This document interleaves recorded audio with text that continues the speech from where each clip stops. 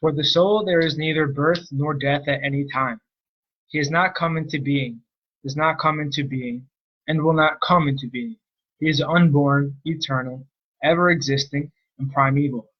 He is not slain when the body is slain.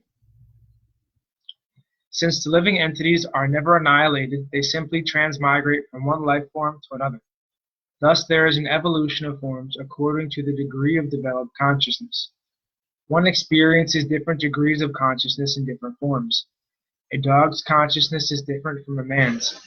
Even within a species, we find that a father's consciousness is different from his son's, and that a child's consciousness is different from a youth's.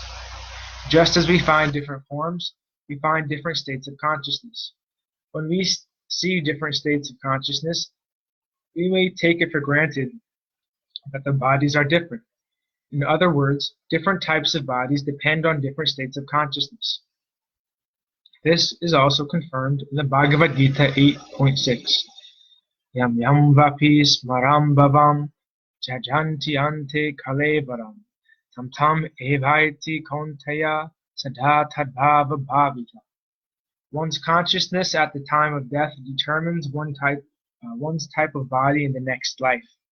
This is the process of transmigration of the soul. A variety of bodies is already there.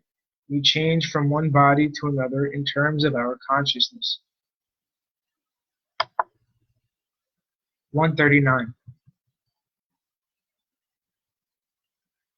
Keshagra shate ke bhaga puna satam shakari tarasama sushma jivera svarupa vichari.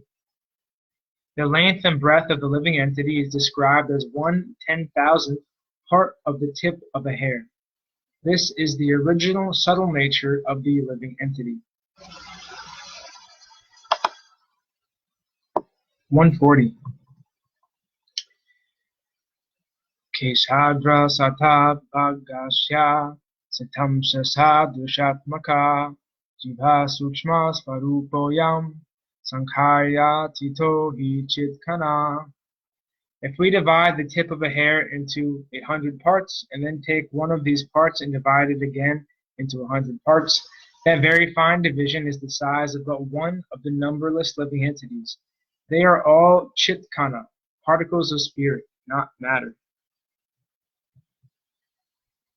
Purport. This is quoted from the commentary on the portion of the Srimad Bhagavatam, wherein the Vedas personified offer their obeisances unto the Supreme Personality of Godhead. Lord Krishna confirms this statement in the Bhagavad Gita 15.7. Ama vivamso jiva loke jiva bhuta sanatana. The living entities in this conditioned world are my eternal fragmental parts. Lord Shri Krishna personally identifies himself with the minute living entities. Lord Krishna is the Supreme Spirit, the Supersoul, and the living entities are his very minute parts and parcels. Of course, we cannot divide the tip of a hair into such fine particles, but spiritually such small particles can exist. Spiritual strength is so powerful that a mere atomic portion of spirit can be the biggest brain in the material world. The same spiritual spark is within an ant and within the body of Brahma. According to his karma, material activities, the spiritual spark attains a certain type of body. Material activities are carried out in goodness, passion, ignorance, or a combination of these. According to the mixture of the modes of material nature, the living entity is awarded a particular type of body. This is the conclusion.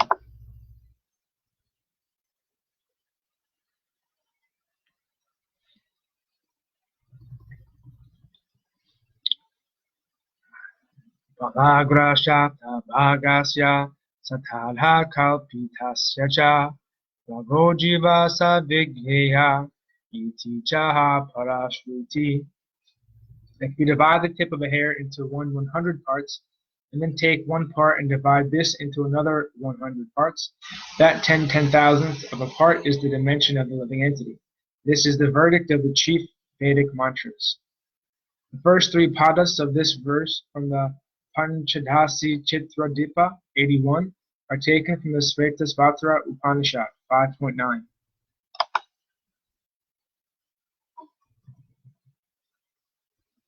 142. Sukshmanam vapiyaham jivaha. Lord Krishna says, among minute particles, I am the living entity. Purport. The living entity is one with and different from the Supreme Personality of Godhead. As spirit soul, the living entity is one in quality with the Supreme Lord. However, the Supreme Lord is bigger than the biggest, and the living entity is the smallest of the small. Thus, quotation is the third pada of a verse from Srimad Bhagavatam 11.16.11. 143.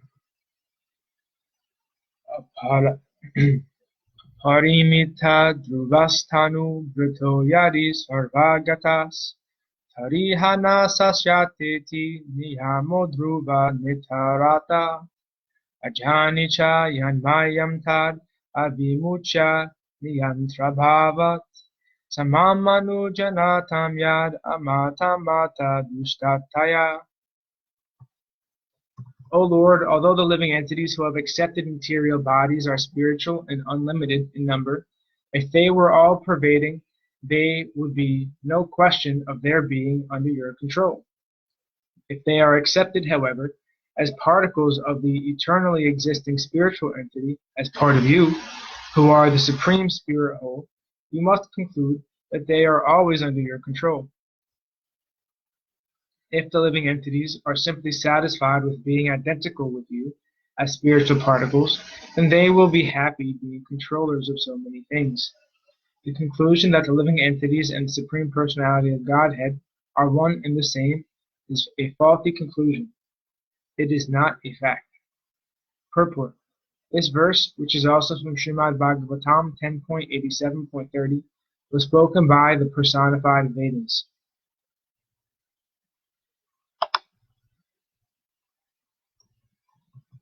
Tadhamadhye stavara jangamadhuhi veda jangame tiryakshala stalachara viveda. The unlimited living entities can be divided into two divisions, those that can move and those that cannot move. Among living entities that can move, there are birds, aquatics, and animals. Purport. Sri Chaitanya Mahaprabhu is giving clear instructions on how the living entities live under different conditions. There are trees, plants, and stones that cannot move, but still they must be considered living entities or spiritual sparks. The soul is present in bodies like those of trees, plants, and stones.